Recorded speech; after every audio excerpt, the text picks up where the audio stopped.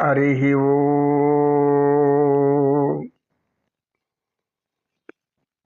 యోగ సాధకులకు, యోగాభిమానులకు గీతా జయంతి సందర్భంగా నా హృదయపూర్వక నమస్సుమాంజలు. మహాభారతంలో భగవద్గీత శ్రీకృష్ణ పరమాత్మను ఎందుకు బోధించాలో అందరికీ తెలుసు. అయితే ఇక్కడ ఒక కవి అంటారు, ఏమంటారంటే, గీత ఎలాంటి జ్ఞానాన్ని బోధిస్తుంది అంటే, ఇప్పుడు అర్జునుడి చేతిలో ధనుర్బాణాలు ఉంటాయి, గాంధీవం ఉంటుంది, వెనకాల బాణాలు ఉంటాయి, అన్నీ ఉంటాయి. ఇప్పుడు వాటిని తయారు చేయాలంటే, ఈ ధనుసును తయారు చేయాలంటే ఏం చేయాలి? ఒక కంసాలి వాడు ఎవరో దాన్ని అన్ని విధాలుగా నైపుణ్యంగా చెక్కి, ఏదో కొయ్య చెక్కి దాన్ని బాణంగా తయారు చేస్తాడు. చేస్తే వాడు ఉపయోగించగలడా? తయారు చేసిన వాడు ఉపయోగించలేడు. అది ఎవరు ఉపయోగించగలరు? నైపుణ్యం ఉన్నవాడు ఉపయోగించగలుగుతాడు. అదేవిధంగా ఆ తర్వాత దానికి కావాల్సినటువంటి బాణం అది వచ్చింది. దీన్ని శస్త్రము అంట. అంటే రెండింటి, ఇప్పుడు అల్లెత్రాడు కట్టాలి దానికి. ఆ బాణానికి అల్లెత్రాడు కట్టి వంపుగా ఉంటే దానికి బిగువు వస్తుంది. ఆ బిగువు ఏం చేస్తుంది? లాగి వదిలితే వేగంగా ముందుకెళ్తుంది. సాపేక్ష సిద్ధాంతం. ఈ వేగంగా వెళ్ళి ఎవరిని గాయపరచాలో అది సూటిగా గుండెలో గుచ్చుకుంటే చనిపోతారు, ఇంకెక్కడన్నా గుచ్చుకుంటే మెల్లిగా ఇబ్బందులు ఏర్పడతాయి.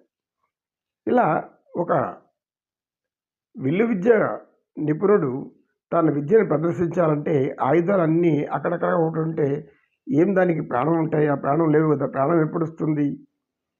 ఈ యొక్క విల్లుని సిద్ధం చేసి దానికి అల్లెత్రాడు కట్టి తర్వాత దీన్ని కూడా తయారు చేస్తే బాణాన్ని కూడా తీసుకొని దానికి సంధించేటటువంటి చెయ్యి ఉండి సంధించి వేస్తే అది శస్త్రమే అవుతుందిగా.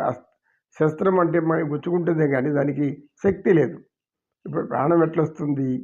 దానికి మంత్రోపాసన కావాలి. పాశుపతాస్త్రం ప్రయోగించాలంటే ఆ మంత్రం ప్రయోగించి ఆ మంత్రాన్ని ఆవాహన చేసి దానికి సంధిస్తే అది వెళ్ళి ఆ యొక్క లక్ష్యాన్ని ఛేదిస్తుంది. అంతే కదా. మరి ఆగ్నేయాస్త్రము అంటే అగ్నిదేవత యొక్క మంత్రాన్ని జపించి దానికి అగ్నిని సమకూర్చి దాంతో అగ్నితో సమానంగా అది మారి ఆ రూపం ధరించి వెళ్ళి మొత్తం అక్కడ భస్మీపట్టణం చేస్తుంది. ఆయుధాలన్నీ, పూర్వకాలం ఆయుధాలన్నీ కూడా అస్త్రాలు, శస్త్రాలు రెండు విధాలు. శస్త్రాలు అంటే ఏమి? కేవలం గుచ్చుకునేవి. శస్త్రచికిత్స అంటే కత్తులతో దంతంతో కోసి చేసేటువంటి చికిత్స. ఇది అంతే, అంతకంటే ఇంకేం ప్రయోజనం ఉంటుంది దానివల్ల. కానీ అస్త్రాలు అంటే అలా కాదు. అస్త్రాలు మహిమాన్వితాలు. మహిమాన్వితాలు అంటే మంత్రం అనుసంధించబడుతుంది దానికి. ఈ మంత్రం అనేది దానితో అనుసంధించబడి ఉంటుంది కాబట్టి అది అస్త్రంగా మారుతుంది. ఆ అస్త్రం ఏం చేస్తుందంటే ఒక లక్ష్యం అనే దాన్ని మొత్తం అక్కడ భస్మీపటలం చేస్తుంది. ఆ లక్ష్యాన్ని, ఏ లక్ష్యం అయితే ఉందో దాని శక్తిని అంతా లాక్కునిస్తుంది. బ్రహ్మాస్త్రం బ్రహ్మను మెప్పించి బ్రహ్మాండ శక్తులంతా దాంట్లో నిండి ఉంటుంది. అది ప్రయోగిస్తే ఆ బ్రహ్మాస్త్రానికి తిరుగులేదు. ఇంకా ఎంతటి బలవంతుడైనా, ఎంతటి వీరుడైనా, ఎవడైనా కూడా దానికి కట్టుబడి మరణించాల్సిందే. అనుకున్న లక్ష్యాన్ని ఛేదిచ్చేస్తుంది. సమస్తం ఎక్కడ సముద్రం మీద ప్రయోగిస్తే సముద్రంలో నీళ్లు ఆకాశం ఎగిరి ఎక్కడ పడిపోతుంది వెళ్ళి. అదేవిధంగా పర్వతాన్ని సంధిస్తే పర్వతం పగిలి బద్దలైపోతుంది. ఇలా శక్తివంతమైన అస్త్రాలు ఉంటాయి. భగవద్గీత అనేది వ్యాసభగవానుల వారు రాసింది ఎందుకంటే ప్రాణము లేని వాటికి ప్రాణం తెప్పించడము. అవి ప్రాణం లేకుండా వస్తువులు పడి ఉంటాయి, వాటిని అన్నింటినీ ఓటుగా చేస్తే ఏమవుతుంది? ప్రాణం వస్తుంది. అంతే కదా. లేదంటే దానికి ప్రాణం ఎక్కడి నుంచి వస్తుంది? నీ మంత్రం దానికి పనిచేయకపోతే అది వెళ్ళి ఏం చేస్తుంది? అల్లితాడు లేకపోతే బాణం ముందుకు పోతుంది. సరే, అల్లితాడు ఉంది, బాణం లేకపోతే, ఈ యొక్క ధనస్సు లేకపోతే దేనికి పనికిరాదు. కాబట్టి అల్లితాడు కావాలి, ధనస్సు కావాలి, అల్లితాడు కావాలి, మన శక్తి కావాలి, దాన్ని సంధించాలి. సంధించేప్పుడు బుద్ధి బలంతో ఎక్కడ ఆ తగలాల ఆ విధంగా తగిలేటువంటి ఏకాగ్రత కావాలి, ఇన్ని కావాలి. ఏది ఈ శస్త్రానికి.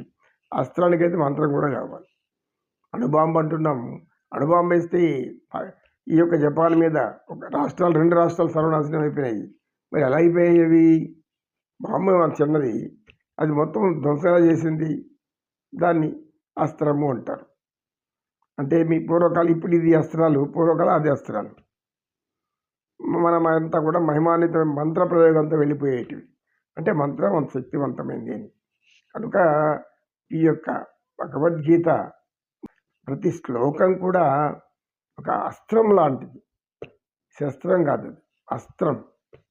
మానవుడిలో జ్ఞానాన్ని ప్రేరేపించి ఎక్కడో మూల దాక్కున్నటువంటి జ్ఞానం, ఆ జ్ఞానాన్ని అణువులను పరిశోధించి శోధించి దాన్ని పైకి సాధించి పెట్టి అందులో ఉన్నటువంటి సంపూర్ణ జ్ఞానం మీద ఉందో అది తెలుసుకొని మనం మన జీవితానికి అనుగుణంగా మనం జీవించడమే ముఖ్యం. మన జీవితం కోసమే భగవద్గీత. బాగా నేర్చుకున్న వారు అందరి కోసం చెప్తారు జ్ఞానులు.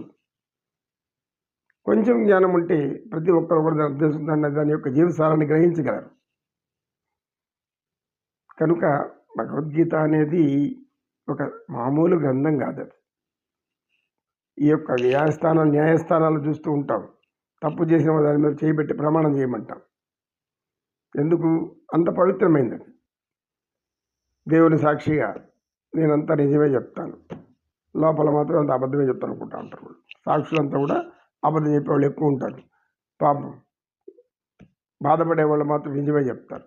ఎవరైతే బాధితులో వాళ్ళు నిజం చెప్పుకుంటారు.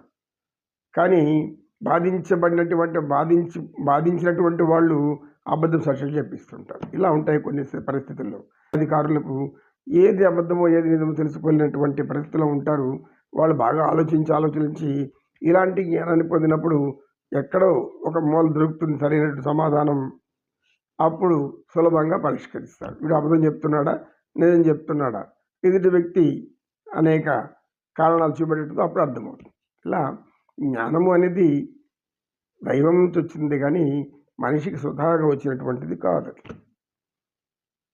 నమో నారాయణాయ. కృష్ణం వందే జగద్గురుం.